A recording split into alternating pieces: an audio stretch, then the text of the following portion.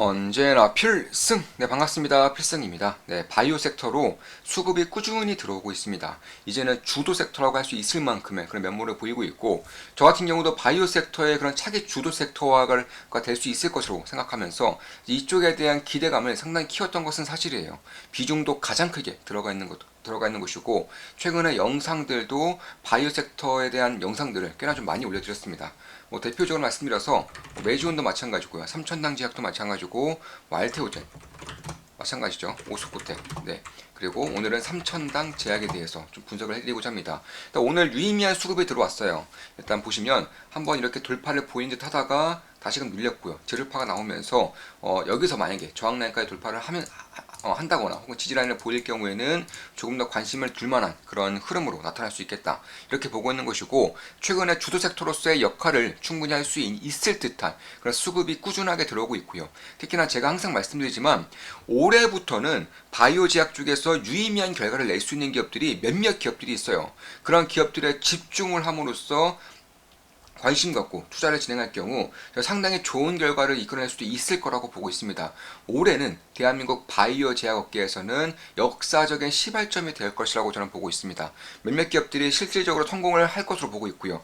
그 중에서도 대한민국 역사상 단 한 번도 나타나지 않았던 블록버스터급 신약이 저는 올해부터 그 모습을 드러낼 수 있을 거라고 보고 있는 것입니다. 일단 처음으로 알테오전이 좀 불을 뿜고 있죠. 저 같은 경우도 굉장히 좋은 수익을 내고 있죠. 알테오전은 이날 시간 외에서 잡고 추가 매수까지 진행하고 일부 수익 실현까지 하면서 사실상 비중은 꽤나 크게 가져가면서도 수익도 매우 크게 가져가고 있는 그런 상태인 것이고, 오늘은 삼천당 제약에 대해서 좀 말씀을 드려볼까 합니다.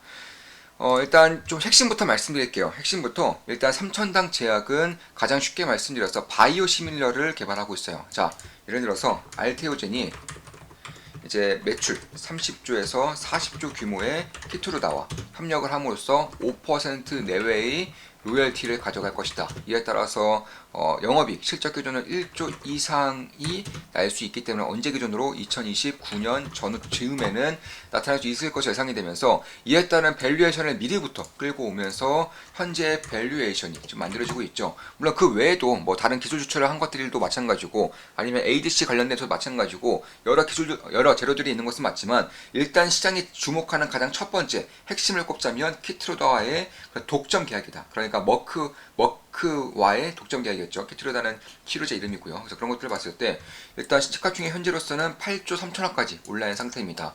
2029년 전후로 1조 이상의 실적을 바라보고 있기 때문에 일단 현재로서는 시가총액이 8조 3천억 부근까지 올라와 있는 것이고, 이게 미래를 어디까지 땡겨올지에 따라서 알테오젠에 갈 수 있는 그런 상장 룸이 달려있을 걸 보고 있는 것이고, 특히나 인간의 광기는 그 누구도 예측할 수 없기 때문에 인간의 광기가 끼면서 버블 영역까지 간다면 훨씬 더 크게 갈 가능성도 높다, 이렇게 보고 있습니다.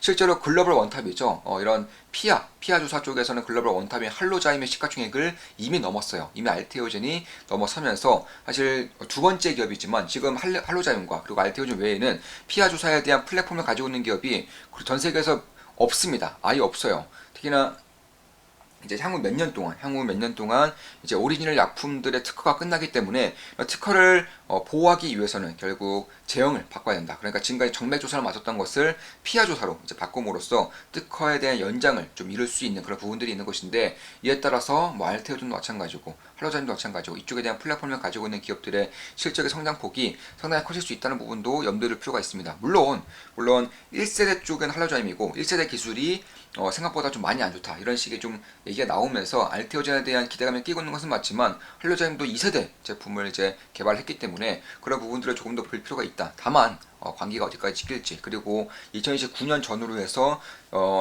1조 이상의 실적이 나타날 것은 거의 확실시 되고 있기 때문에 그런 것들을 봤을 때 밸류에이션을 어디까지 끌고 올지가 언제까지, 그러니까 미래의 어느 반영까지 시기까지 반영할지가 좀 관건인 것이고, 왜냐하면 결과가 나왔으니까 그런 겁니다. 이번에는 결과가 나올 것으로 예상이 되고 있는 삼천당 제약에 대해서 말씀드릴게요. 그래서 삼천당 제약을 분석해드리기에 앞서서 왜 알테오젠을 먼저 이렇게 분석을 좀 간단하게 좀 짚고 넘어갔느냐, 일단 구조가 좀 비슷해요. 제가 오스코텍도 비슷하다고 말씀드렸었죠. 오스코텍도 그 전에 말씀드리면서 알테오젠의 구조가 좀 비슷하다고 말씀드렸는데, 삼천당 제약도 제가 알테오젠을 좀 비유하면서 좀 말씀을 드려보겠습니다. 일단 자, 아일리아라는 이제 시장 규모 대략 한 20조, 약 18에서 20조 규모의 그런 바이오 시뮬러를 이제 가장 첫 번째 퍼스트 무버로서 만들고 있고요. 이게 만약에 성공할 경우 3년 내에 50% 내외의 시장 장악이 가능합니다. 성공할 경우 말이죠. 물론 지금 추세를 봤을 때는 시장에 대한 그런 독점 계약까지 유럽이라던가 캐나다 쪽의 독점 계약까지 끝났기 때문에 약에 대한 시판까지는 시간 문제로 보고 있는 것은 맞아요. 다만 여기서 시장을 얼마나 가져올 것인지 그리고 퍼스트 무버로서 얼마나 빠르게 점유율을 늘려갈 것인지 이런 것들이 좀 관건이긴 합니다.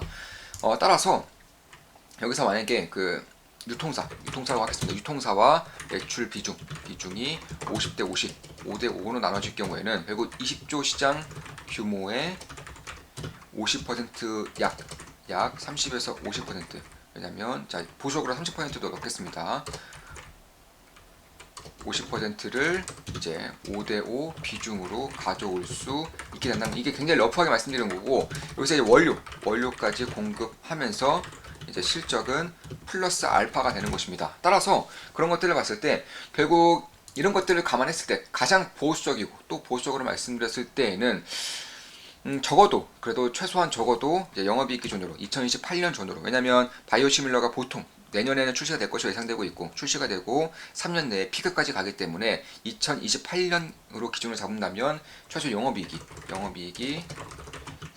0.35조 정도는 나타날 수 있다. 3,500억 정도는 충분히 나타날 수 있다. 이렇게 보고 있는 것이고, 그에 따라서 현재 시가총액은 1조 6천억 정도 됩니다. 따라서 만약에 이게 성공까지는 뭐 확실시되고 있는 상황에서 독점 계약까지 마무리되고 있기 때문에 여기서 미국 계약이 터져, 일단 유럽이라던가 혹은 캐나다 계약은 터졌죠. 일본도 마찬가지고 미국이라던가 이런 쪽까지 계약이 터진다면은 3천당 제약을 바라보는 그런 심리가 완벽하게 턴어라운드 할 수 있는 것이고, 사실 3,500억도 굉장히 보수로 본 거예요. 제가 참고로 알테오제는 1조 이상의 매출을 보수적으로 봤다라고 한 적이 단 한 번도 없어요. 1조 이상의 실적, 1조 이상의 영업이익은 보수적으로 봤다라고는 할 수 없습니다. 다만 3천당 제약의 3,500억 정도는 상당히 보수적으로 본 것이다, 이렇게 말씀드릴 수가 있는데, 일단 좀 말씀드려 볼게요. 일단 작년 기준으로는 대략 한 18조 이상의 그런 시장 규모를 가지고 있고, 이게 매년 20%가량 커지고 있어요. 그럼 아일리아가 뭔데 매년 20% 이상 커지고 있냐? 황반변성, 그러니까 노안이죠. 노안 치료제예요, 한마디로. 거의 이제 고령화 시대에 있어서 가장 큰 수혜를 볼 수 있는 그런 치료제라는 것이고, 왜냐면 나이가 들면 들수록 노안을 피할 수 없는 그런 질병이기 때문에 그런 것인데, 이게 황반변성의 노안의 대표적인 증상이다, 이렇게 보시면 될 것 같고요.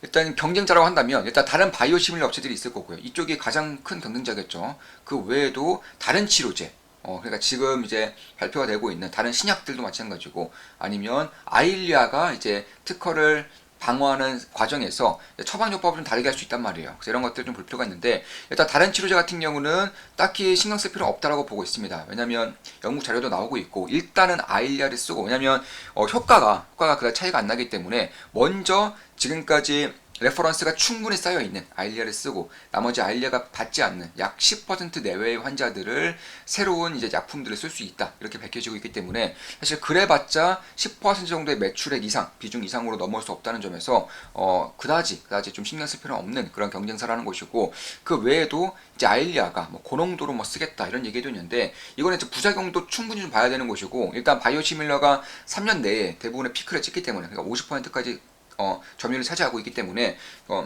역시나 좀 고농도 같은 경우도, 특히 다른 약품들을 보더라도 고농도를 한다고 해서 딱히 효과가 좋아지는 경우는 드물어요. 그런데 그에 반해서 부작용이 기하급수적으로 늘어나는 경우가 많기 때문에 사실 의사들 입장에서도 레퍼런스가 쌓여있지 않고 어떤 부작용이 나타날지 모르는 그런 고농도를 함부로 쓰기엔 좀 어렵다는 겁니다. 그래서 이런 것들보다는 결국 아일리아와 똑같은 성분, 똑같은 효과를 발생시키는 데 반해서 가격은 절반 가격에 지나지 않는, 거의 70%에서 50% 가격에 지나지 않는 그런 바이오시밀러들을 쓸 수밖에 없다는 것이고, 여기서는 3천당 제약이 퍼스트 무버로서 가장 빠르게 나타나고 있다, 이렇게 보고 있습니다. 보통 이제 바이오시밀러 시장 같은 경우는 가장 빠른, 가장 먼저 그런 시장에 진출하는 기업이 바이오시밀러 시장을 전부 다 장악해버리는 그런 특징이 있기 때문에, 그런 것들을 본다면, 그리고 바이오시밀러 시장은 핵심은 이제 첫 번째 의약품이라는 것입니다. 첫 번째 진출, 이게 가장 핵심 중에 핵심이고, 현재는 3천당 제약이 가장 빠른 행보를 보이고 있다, 이렇게 보시면 될 것 같습니다. 따라서 그런 것들을 봤을 때에도 음,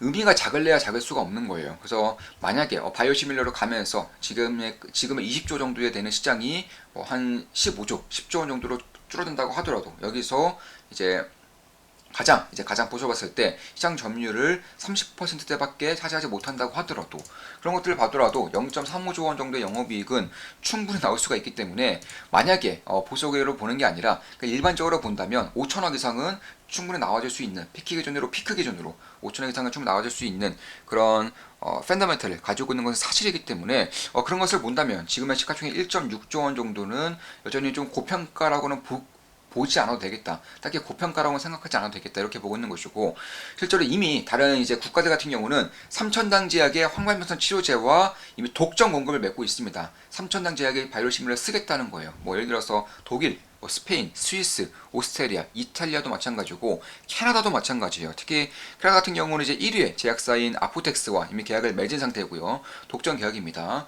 참고로 계약 금액은 2조 원이 넘어요. 2.2조 원 정도의 계약을 맺었습니다. 참고로 이 머크의 키트루다와 알티오젠의 계약이 약 5조 원 정도이기 때문에 캐나다만으로도 2조 원 정도의 그런 계약을 맺었다는 것은 상당히 큰 계약입니다. 그만큼 이쪽 아일리아 쪽, 그러니까 황반변성 치료제에 대한 그런 시장 장악력이던가 혹은 시장성, 시장 규모를 상당히 크게 보고 있기 때문에 2조 이상의 계약이 나올 수 있었다 이렇게 볼 수 있는 것이고 일본도 뭐 1.5조 정도의 그런 계약이 확정된 상태이고요.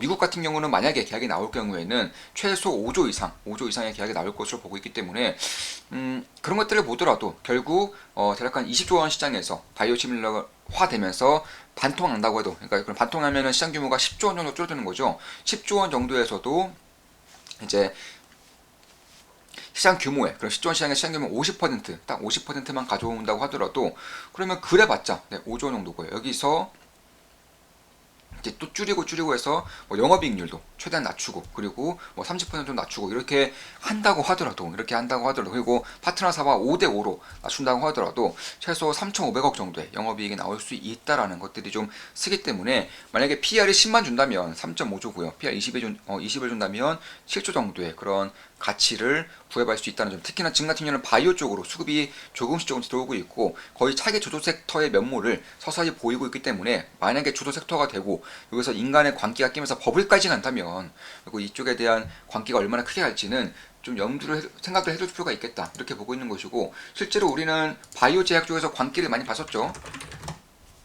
대표적으로 한미약품도 이 당시에 이런 식으로 광기가 일면서 1년 만에 12배 정도, 14배 정도죠. 14배 정도 올랐고 셀트리온을 빼놓을 수 없겠죠. 셀트리온 같은 경우도 꾸준히 오르면서 역시나 엄청난 성장세를 보였고 한미약품 아니면 셀트리온 이런 쪽은 좀 그나마 펀더멘털이 있는 그런 기업들이기 때문에 그렇다 치더라도 자 보시면 펀더멘털이 아예 없었던 기업들 이런 기업들도 거의 100배 가까이 갔었고요. 이런 것들 보더라도 결국에는 만약에 이 정도까지의 버블을 아닐지언정 어느 정도의 그런 버블이 끼게 된다면 그때 당시에 보여줬던 100배, 50배 이 정도의 상승은 아니더라도 펀더멘털까지만 가더라도 펀더멘털에서 베어 케이스가 아니라 불 케이스 정도만 그런 펀더멘털로 가더라도 결국 3천당 제약 같은 경우도 오를 수 있는 폭이 매우 커질 수 있다 이렇게 보고 있는 것입니다. 물론 제 모든 영상은 매수 매도 추천 리딩 절대 아닌 거 다들 알고 계시죠? 참고하시면 되겠습니다.